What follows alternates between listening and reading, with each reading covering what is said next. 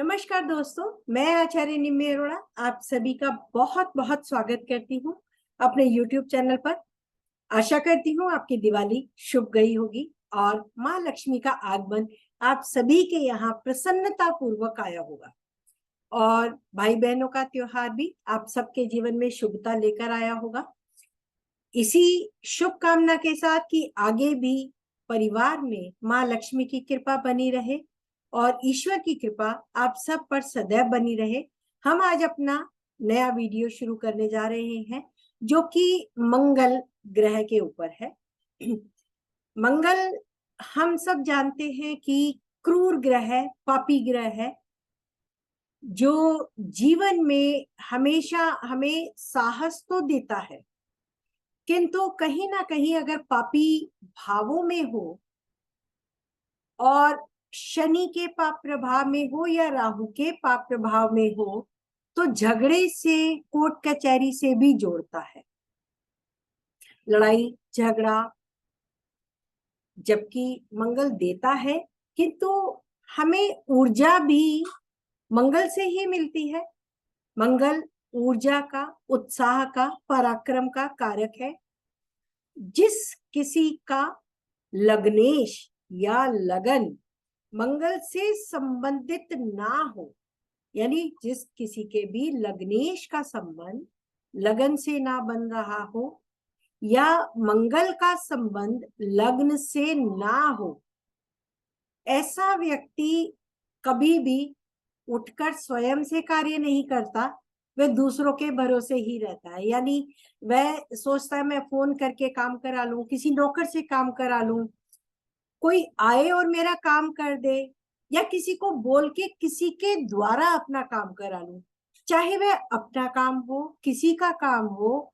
ऐसे व्यक्ति सदा बातों से या कहकर या किसी की सहायता से आगे बढ़ के काम करते या कराते हैं।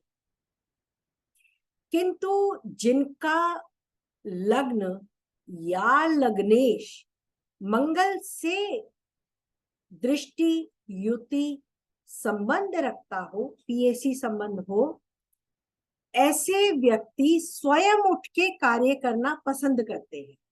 यानी वह किसी का इंतजार नहीं करते कि हमें कुछ चाहिए तो हम उसके लिए इंतजार करें, वह स्वयं से अपने कार्य उत्साह पूर्वक करते हैं।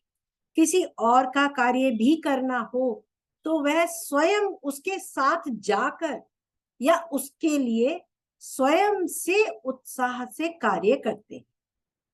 यानी ऐसे व्यक्ति अधिक पराक्रमी, उत्साही, ऊर्जावान होते हैं जिनका संबंध लगन या लग्नेश का मंगल से हो।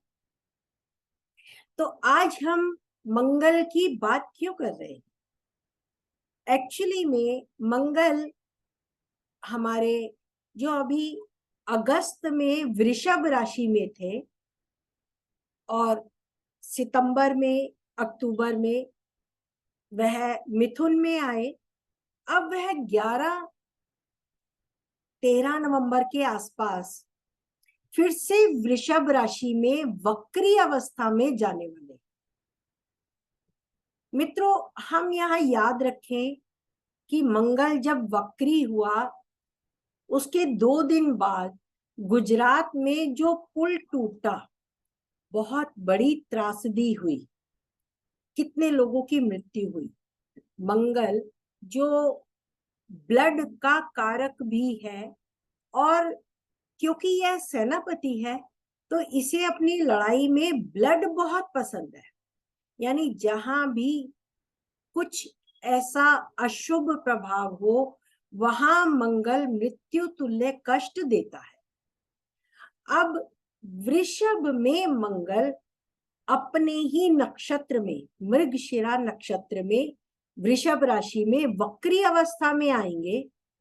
हम जानते हैं कि किसी भी राशि में मंगल 45 दिन रहते हैं, किंतु साल में एक बार जब यह वक्री अवस्था में आते हैं तो किसी भी एक भाव में 4 से 5 महीने तक भी रह सकते हैं। तो मित्रों, यही वो समय है जब 13 नवंबर से मंगल वक्री अवस्था में वृषभ राशि में आएंगे और 13 मार्च 2023 तक यह वृषभ राशि में ही रहेंगे। जी हाँ, अगले 5 महीने मंगल वृषभ राशि में गोचर करेंगे। यह अपनी वक्री अवस्था और मार्गी अवस्था में अपने ही नक्षत्र मंगल से शुरुआत करके चंद्रमा के नक्षत्र में जाएंगे, क्योंकि मृगशिरा से पहले रोहिणी नक्षत्र आता है। तो यह रोहिणी नक्षत्र में वक्री अवस्था में जाके रोहिणी से ही मार्गी होंगे और पूरे रोहिणी से मार्गी होते हुए फिर मृगशिरा में आएंगे। अपने उन नक्षत्रों को 4 महीने में वृषभ में पूरा करते हुए 5वें महीने में 13 नवंबर को यह मिथुन राशि में मृगशिरा नक्षत्र में ही अपने बाकी के चरण पूरे करेंगे। तो मित्रों, वृषभ राशि जो कि हमारे देश की कुंडली की लगन की राशि, जहां पर पहले से ही राहु विराजमान है और मंगल यहाँ लग्न में बैठकर राहु के साथ उत्पात तो अवश्य मचाएंगे, क्योंकि पाप ग्रह के ऊपर पापी ग्रह का गोचर ज्यादा उत्पात मचाता है और सामने उसकी वृश्चिक राशि भी होगी 7वें भाव में।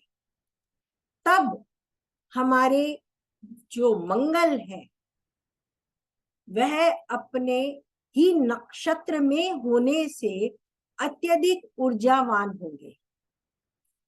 तो अब मंगल जो ऊर्जावान भी है लेकिन साहस का कारक होते हुए भी इसे पापी ग्रह, यानी जहां बैठेगा वहीं पे अपनी क्रिकेट खेलेगा, उसका क्रिकेट ग्राउंड जहां वो बैठता है वहीं से बैठ के खेलेगा। इसे हम अपनी पावर पॉइंट से मैं आपको समझाती हूँ। जो हमारी पावर पॉइंट है, मंगल ग्रह का स्वभाव जो मैंने अभी आपको बताया कि यह ऊर्जा का कारक है, साहस, पराक्रम, उत्साह, शक्ति प्रदान करता है। और कुंडली में वक्री होगा तो उसमें असहिष्णुता का भाव होगा, यानी क्रोध अधिक होगा, आक्रामक अधिक हो जाएगा। और जब व्यक्ति क्रोध में होता है तब उसे भले और बुरे की समझ नहीं रहती। फिर वक्री ग्रह वो शक्त अवस्था में होते हैं। वक्री ग्रहों में अत्यधिक बल होता है। जब हम दिग्बल देखते हैं तो हम वक्री ग्रहों से ही देखते हैं। तो वक्री होते हुए मंगल में वैसे ही उत्साह का कारक है, ये अति उत्साही हो जाएगा, अति क्रोधित वाला मंगल होगा।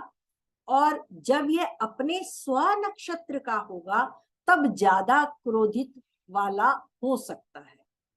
यानी अगर वृषभ राशि आपकी 6, 8, 12 भावों की है तो इससे आपको कोर्ट कचहरी से संबंधित मामलों में प्रॉब्लम हो सकती है। 7वें भाव में है तो पति पत्नी में झगड़े हो सकते हैं।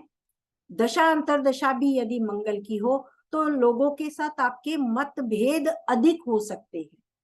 यह मुकदमेबाजी, कोर्ट कचहरी के चक्कर में आपको फंसा सकता है, क्योंकि 6, 8, 12 जो भाव है अशुभ भाव है। 6ठा और 12वां भाव कोर्ट कचहरी से जोड़ता है। 12वां भाव जेल है, बंधन है, आपको अपने सुख स्थान से दूर ले जाता है। और 6ठा भाव कोर्ट कचहरी है। और यदि किसी का वृषभ राशि 6ठे भाव की है या 8वें भाव की है तो अचानक से दुर्घटना भी घट सकती है। अब अचानक किसी से झगड़ा हो सकता है, जिसके कारण आप कोर्ट कचहरी के केस में फंस जाए। तो कृपया इन चीजों का ध्यान रखें। व्यक्ति क्योंकि जब वक्री अवस्था में होता है, शक्त अवस्था में होता है, अति उत्साही, अति पराक्रमी होता है, तो उसके व्यवहार में अड़ियलपन आ जाता है। अब ये अड़ियलपन क्यों आता है? क्योंकि वृषभ राशि का जो सिंबल है, समझिए वो बैल है, और यह वो बैल भी है जो महादेव शिव का नंदी है। बिल्कुल, शिव के नंदी आपके वृषभ राशि के बैल हैं, और वह अपने काम में फोकस भी रहते हैं। यानी वृषभ राशि जो बिल्कुल फोकस्ड राशि है, मेहनती राशि है, उसमें यदि मंगल आ रहा है तो आपको फोकस्ड भी रख सकता है, शुभता भी दे सकता है। यदि केंद्र और त्रिकोण का संबंध हो, शुभता लाएगा, आपको फोकस्ड रखेगा, और आपकी यात्राएं भी बना सकता है, धर्म यात्रा बना सकता है। यदि टॉरस राशि नवम भाव में हो, त्रिकोण भाव में हो,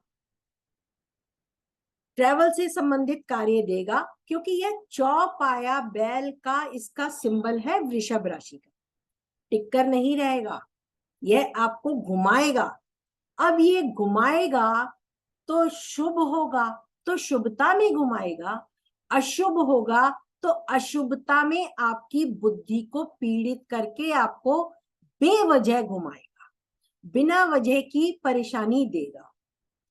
अब एक और चीज, क्योंकि तुला राशि का वृषभ राशि का सिंबल हम जानते हैं बैल है, और बैल जो गाय भी है, आप ये कह सकते हैं महादेव का नंदी है, और दूध जिनको प्यारा है महादेव को, तो दूध यहाँ पर महंगा हो सकता है।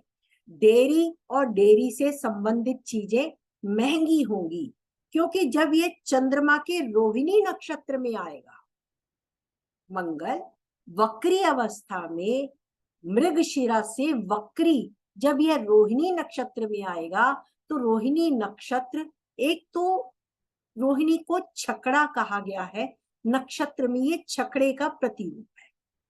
तो ये आपको चंद्रमा का जो नक्षत्र है उसमें घुमाएगा, विदेश यात्रा भी दे सकता है, आपको अपने जन्म स्थान से दूर की यात्रा दे सकता है, धर्म की यात्रा दे सकता है, एक जगह टिककर नहीं रह सकता व्यक्ति। और दूसरा, महंगाई बहुत अधिक बढ़ा सकता है, देश में महंगाई बढ़ सकती है, क्योंकि हमारी जो चंद्रमा की राशि है देश की कुंडली की, वह 11वें तीसरे भाव की है, और मंगल लगन में होगा, राहु के साथ होगा।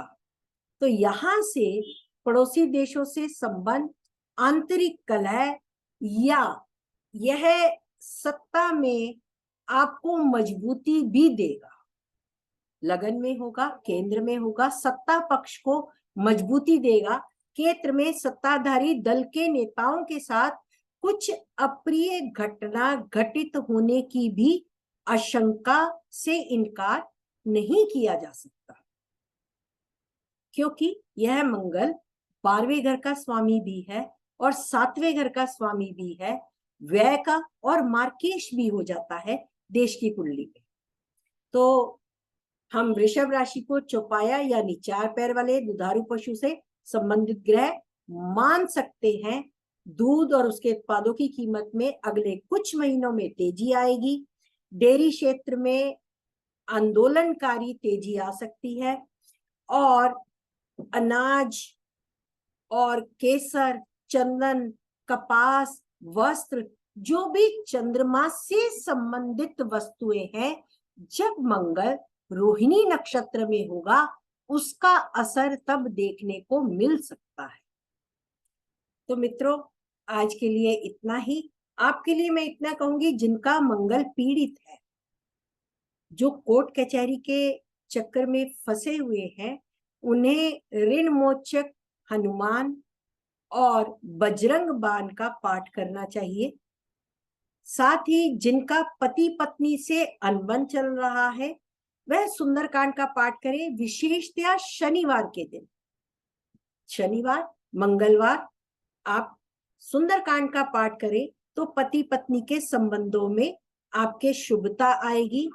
और महादेव पर जल चढ़ाते हुए इन 5 महीनों में सोमवार सुबह के समय महादेव पर जल चढ़ाए और अपनी जो भी इच्छा हो शुभता के लिए उस इच्छा को एक कागज के पेपर पर लिखें। उस कागज के पेपर को अपने मंदिर में रखें। महादेव पर जल चढ़ाने से पहले उस पेपर को पढ़ें जो आपकी इच्छा है, ताकि आपकी इच्छा बदल ना जाए। मित्रों, ये हमेशा होता है कि हमारी एक इच्छा पूरी होती नहीं है, हमारी इच्छाएं बढ़ जाती हैं और हम भगवान से जब भी मांगने जाते हैं कहने कुछ जाते हैं, कह कुछ और जाते हैं, मांगने कुछ जाते हैं और बिना मांगे भी कई बार आ जाते हैं। ईश्वर से आपको मांगना है तो अपनी इच्छा को हमेशा लिख के रखिए और महादेव पर जल चढ़ाइए और एक दिया जला के उन पर एक गुलाब का जल चढ़ाइए। गुलाब का फूल चढ़ाकर जल चढ़ाते हुए अपनी इच्छा को मन ही मन दोहराए जो आप घर से पढ़ के आए। तो देखिए आपकी सभी इच्छाएं नंदी जी अवश्य पूर्ण करेंगे। नंदी जी को भी प्रणाम कीजिए, उन पर भी गुलाब का फूल चढ़ाइए। तो ये वृषभ का मंगल आपके लिए शुभकारी सिद्ध होगा। आशा करती हूँ आपको ये वीडियो पसंद आएगा। अपने सुझाव मुझे देते रहें और मिलते हैं आपके साथ अगले नए वीडियो के साथ। Thank you so much.